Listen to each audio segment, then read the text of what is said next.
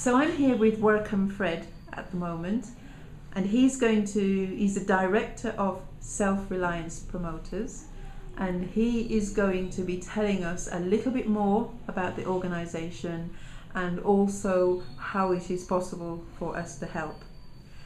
So, welcome Fred. Thank you very much for agreeing to do this interview. I'm happy to be with you this afternoon. Self-Reliance. Can you tell me a little bit of what Self-Reliance Promoters is? Self-Reliance Promoters NGO is a non-profit making organization, non-political, non-governmental, and it was created in 1997 and legally instituted in 1999. How many departments are there to Self-Reliance Promoters? Because I'm aware that you do several things here. So can you tell me what projects there are, how many projects you work with? We really have so many things. And in a nutshell, I'll summarize that we have three main areas of focus. We have the education department, we have the women empowerment department, and we have the community development department. Okay. And what are the main needs of the people who use your services? When you look at the way I have given the three broad areas, it also have sub branches, and education department is concerned with the education of the less privileged children, and these less privileged children are orphans and vulnerable children. What I mean by orphans and vulnerable children is that there are some children who are absolutely orphans because they have lost both parents, and there are some who have not lost all both of their parents, and then there are some who have both parents but their children are actually not able to provide their educational needs. And so we identify these children from our communities and bring them together to train. So our focus is to see that we give hope to this type of children through our vocational educational program. And the need of these children is to, for now, is to have a provision of a permanent training center for them by giving them very good structure, and also to make provision for them to acquire this quality education as we, in terms of school needs, in terms of things like uniforms, school fees, and so on, so that we can equally keep the center sustainable. Okay, that's excellent. So these are the children who use your services. Now you also mentioned women's empowerment and community development. Yes, the Women Empowerment Department is also a very wonderful area of focus because the HIV/AIDS pandemic that actually became a problem in our community at the time of the conception of this organization affected women so much in that we had to look at how we can empower them, how we can help them to see how they can pull together the resources, come together, and then help themselves in order to take care of their children. And these women have several problems, and these problems involve the taking care of their children, especially those whose husbands have maybe departed, and sometimes in the rural areas they are left alone with the children. Some are single mothers, and so we decided to see how they can work together to help themselves or to support their husbands to see how they can take care of themselves together. Okay, and what about the community development, the arm of Self-Promoters? The community development program or department is concerned with projects that can help the various communities according to their identified felt needs. For example, like the water projects that we have in water projects that we have in some villages, we try to see how we can organize and train them on participatory approaches so that together we can work and we act like facilitators and advocate for the projects so that if the projects are realized, they will have water in their villages, in their communities, and this alone is aimed at fighting against water-related diseases in our communities, because it was not easy in the past years, but at least in villages which we have succeeded to have water, at least they have been a very dramatic change and change in the improved life in this area of water-related diseases. And again, in the area of health, when we get into a community which they have also realized that primary health care is needed, and they accept to work with us, we work together with them to see that they own and run a community primary health care center where they can give basic primary health care services. And then also there are other agricultural programs where in some areas they will need to have things like areas where they can keep products, farm products, so that they can be reserved, and from there they go to the market. Yeah. Okay. That's excellent.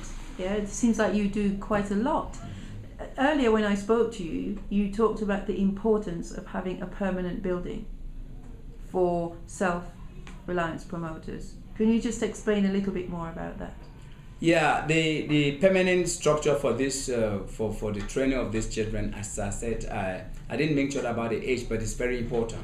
The age of these children is from between 12 and 18 years, and you know it's a very dangerous age. And these children are actually controlled, because this is the time that we need to make sure that the children are well controlled before they are well integrated. And so this construction of this permanent school, of this center, is not only for the training of the children, it is also aimed at bringing these women together for their empowerment programs, like organizing seminars, workshops, and to give them some basic programs like groups dynamics, home industries training, and so on. It is also aimed at trying to help the adult literacy or adult people to come together so that they can receive adult literacy education, and at the same time this center will also be open to be used by the community within the environment in which we are, because in this area there is no community hall, and so our center is open for the public and is open for whoever would like to use the center,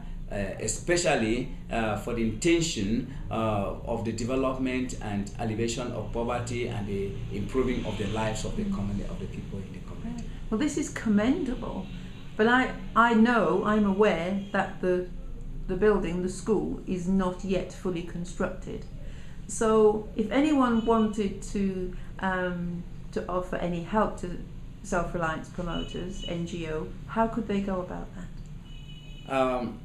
You can do it either by volunteering, or you can do it by donating, either financially or materially, and with the donations, it comes a long way to help maybe us get on with the projects, especially as we are struggling to see how we can put in place a permanent computer lab. And when we complete it, we have to put in modern computers where our students will be receiving computer literacy lessons and all of that. So we still need financial support in order to fit to roof the house, plaster the house, do the fittings, paint the house, and then install the house, put in a good library, so that these children who have been stigmatized should also study in a very conducive environment. So how would one go about giving donations, or how would one go about volunteering? First of all, to volunteer, you first of all contact me using my address, or through Prudencia, or through our ex-volunteers, and the contact is Self-Reliance. Just contact the Director of Self-Reliance Promoters NGO, PO Box 27 Kumbu, or email selfreliance@yahoo.com, and I'll get your email, and then I'll get back to you. And as such, I may link you to an ex-volunteer who will help you through, and then you can get to us directly. And maybe we also have other partners, like you see, we can also link you to other partners through where you can come to us. And so in order to donate, you can either send the money through our accounts, which we can give you the details of our accounts if you need. And also you can also give it directly through Western Union or MoneyGram, and after which in every donation we send a feedback on the exact report, financial report, on where your money has gone to and what the money has been used for. Thank you so much.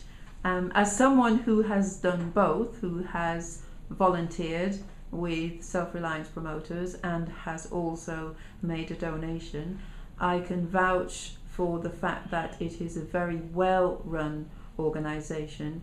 The itemization of the work that is carried out for the donations that I made, I can absolutely vouch that that happens. As a volunteer, you are made to feel very welcome. I can say, Welcome Fred, that I have been made to feel very welcome as a Self-Reliance Promoters volunteer. And I know from being here that there are other volunteers who will be coming back again, as I will be. So if you are thinking about making a donation, or if you are thinking about volunteering in some way, then please contact Self-Reliance Promoters at the address that will be given at the end of this video. So thank you very much, and thank you very much for sharing with us the work of this wonderful organisation, Welcome Fred. I wish you the best. May God bless you, and thank you for coming to Cameroon and being in my office today. And we've been working together, and you have done your best. I thank you very much for what you have done, and I give you the power of attorney, and I give you this actually the power to become a representative of Self-Reliance and to advocate for Self-Reliance wherever you are. Thank you very much. Thank you.